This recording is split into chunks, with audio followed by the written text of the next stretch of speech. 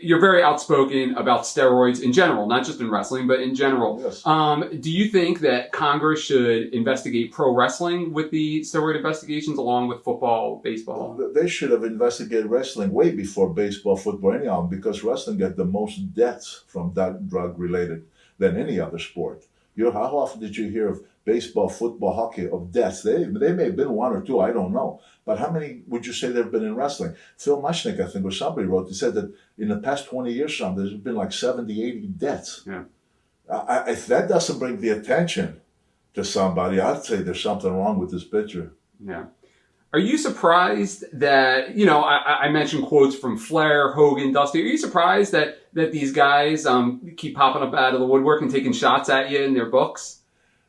I have to wonder what their problem is. I don't know. Hogan claims that, I think you did say yeah, we talked about this. Yeah, that he did this, he did that. You know what? I'm not a psychologist or a psychiatrist to try to analyze what it is with these guys, what kind of a problem they have. Yeah. But so something's wrong there. I don't know what it is. I don't know. Why do you think back in, I don't know if it was 2000 or 2001, why do you think that Vince Russo was spreading rumors around that you were negotiating with WCW when you said you weren't? I never did. I don't know. In fact, I think Meltzer wrote that some about me that I was negotiating seriously with McMahon about getting in. I don't know where they get these, just because there may have been a meeting, but I told you the circumstance for those meetings. Yeah. There were never meetings where I actually went into these meetings believing that there was going to be some kind of a deal worked out. Absolutely, I never went in there with that kind of mentality, because I really didn't want to have anything I don't want to have anything to do with the Hall of Fame. I don't want to have anything to do with that organization. In fact, somebody, and I'm not going to mention names, but I'm going to tell you what somebody said. Somebody said to me, McMahon's a good businessman. He says, and I'll bet you that I could propose a business deal with you and McMahon, and I bet you he would buy into it. And I said to him, no, he wouldn't. I says, because if you make a legitimate business proposition to where he has to treat me not like some of these old timers that he's done with, I said he would never go for it. He says, I'm going to try it. I said, do what you want. You'll see. And he did. This he really did. Yeah. And he was completely turned down for what deal he offered. Yeah. Completely turned flat. Wow. So. What do you think of Vince wrestling? What do you mean? Vince Jr. wrestling, being a wrestler? Well, being a wrestler, it boggles my mind. Not the fact he's a wrestler, but the fact that at his age that he would fool around with steroids. Yeah. Now, I know that he's fooling around with steroids because his own lawyer told me that McMahon's, the shipments of steroids that were coming, when they tried to indict him in New York, remember, on distribution? Right. They came out on that case that he was not distributing, but they were for his own personal use. So there's been a clear admission of him using steroids. That's what blows my mind, that this guy, after the age of 50, that he would get on chemicals like that, which anybody knows, and he's not stupid, anybody knows that these things, chemicals, can be extremely dangerous to you. And yet at that stage of his life, I think, what is he now, 60, 61, 62? He's up there, yeah. Yeah. I mean, I don't know if he's still doing it now, but you have to be a little insane, I think, to get involved with something that I think it's fairly fair to say that it's been proven that there are dangerous chemicals. Yeah. So I don't understand that. Here's a guy who's had great success, made a ton of money. Why I want there must be something missing for someone like that he wants to be in the ring at this stage of his life, and he would really use these kind of chemicals that could do serious damage to him. I've always said this in life. You live a respectable life, and look what happens to a lot of people. And I'm sure everybody knows somebody with a good life, and what happens? They come down with.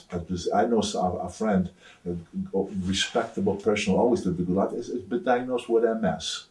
I know people who have been diagnosed with diabetes. I know people, all kinds of, and they've lived a normal life. My point is that as we age, you never know what's going to happen to any of us.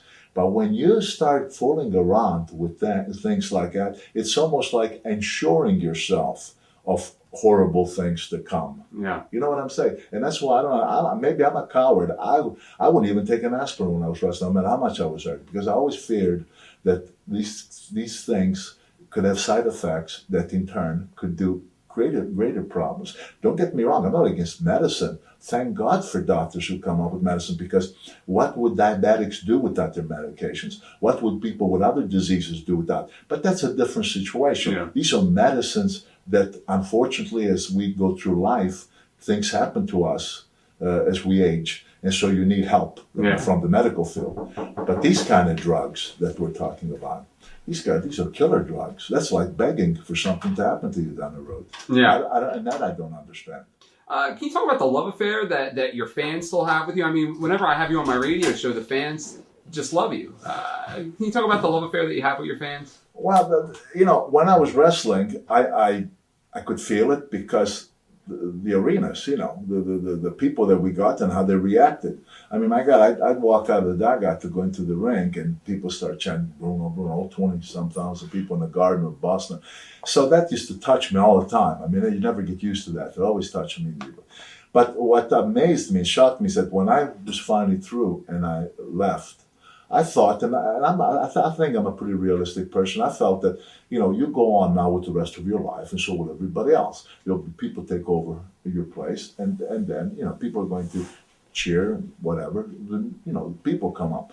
And I expected, honestly, to be a guy that of yesteryear, and that's the end of the story. Right. So it has surprised me tremendously when I've gone to New York or Boston to make some appearances and stuff like that, how people remember. That has surprised the heck out of me. And naturally, it's a good feeling. I'm not going to lie about that. Yeah. Do you get surprised when young fans, teenagers, come up to you and show you the same kind of affection as the older fan base? Well, I was telling one of the now big stars here, my good friend here, Mark Randy. I was telling him that I'm shocked. I was very surprised at that, but I was telling him, we were talking, I was telling him that when I was signing autographs, that people would come over and they'd say to me, gee, I heard so much about you from my grandfather, or from my father, from my uncle.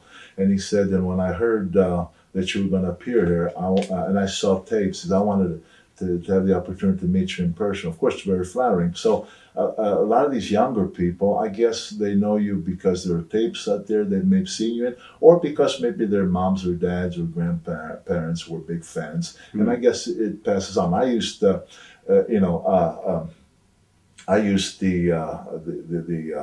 told Tom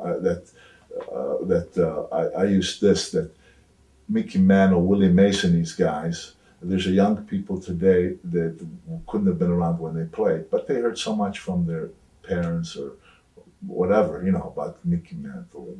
And so then, and I like to think of our business, wrestling, that people that were big fans might tell their younger people about this guy or that guy or that guy. Yeah. And so I think that, that maybe your name carries on that way. I don't know what other explanation there is. I mean, I know when I was in Detroit, I got tremendous reaction, and I was surprised by it. New York, I wasn't quite as surprised when I appeared there. Mm-hmm. Because New York, I've been there so long. But Detroit, I was a little surprised, but it was a pleasant surprise.